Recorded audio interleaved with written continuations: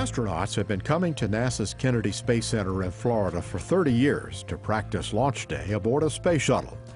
Monday, June 20th, saw the arrival of the last crew to take part in the dress rehearsal.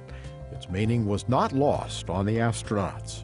I think I speak for the whole crew. We're very honored to be in this position. There's many people who could be here. We just happened to, when the dice fell, our names were facing up. So we consider ourselves fortunate, lucky. Chris Ferguson, Doug Hurley, Sandy Magnus, and Rex Walheim flew to Kennedy aboard T-38s to begin 4 days of intense training known as the Terminal Countdown Demonstration Test.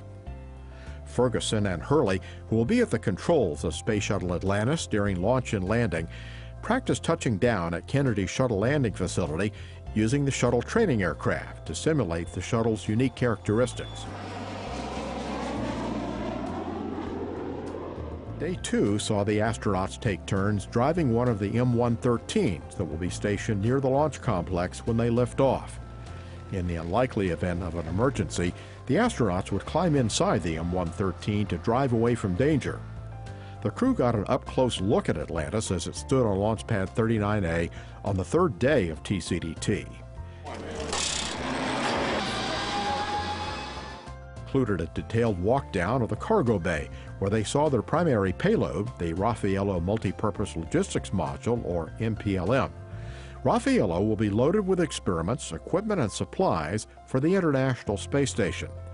Once in orbit, the STS-135 astronauts will work with the station residents to unload the module and fill it up with concluded experiments and other items that are no longer needed on the station. It's a pleasure to be here, and especially right in front of the space shuttle. Just gives you goosebumps thinking that we're going to get to ride that in about 2 weeks. The training is rich in tradition and history, and the astronauts do not take its lessons for granted.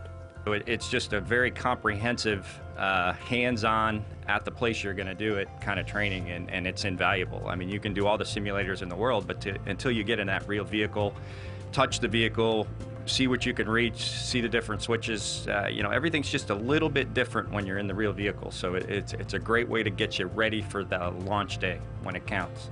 Their last day opened with a full dress rehearsal for launch day, targeted for July 8th. The astronauts pulled on their launch and entry suits, took their seats aboard Atlantis' flight deck, and ran through a countdown simulation. We're just the tip of the iceberg of a huge group of people who plan and get the hardware ready and prepare our procedures and then watch over the vehicle while we're on board. And we feel very, very strongly that we have to be prepared as possible to perform the mission to the extent that they're expecting it of us. And I think when it's all done, we can all celebrate together, not only just the mission, but the whole program. I think, and we haven't talked about this, I think each of us feels a little perhaps extra burden to make sure that we put on the best possible face forward for the last go around of this. And the crew's very prepared. We're going to go out and do a fantastic job. And like I said, when it's all over at the very end, I think that's when it's good. The enormity of it is going to hit us. That last wheel stop call is going to be a little tough. After lunch and a review of the equipment they will use in space, Ferguson, Hurley, Magnus, and Walheim boarded their jets and returned to NASA's Johnson Space Center in Houston. They are to return July 4th for the final flight of the shuttle's 30-year history.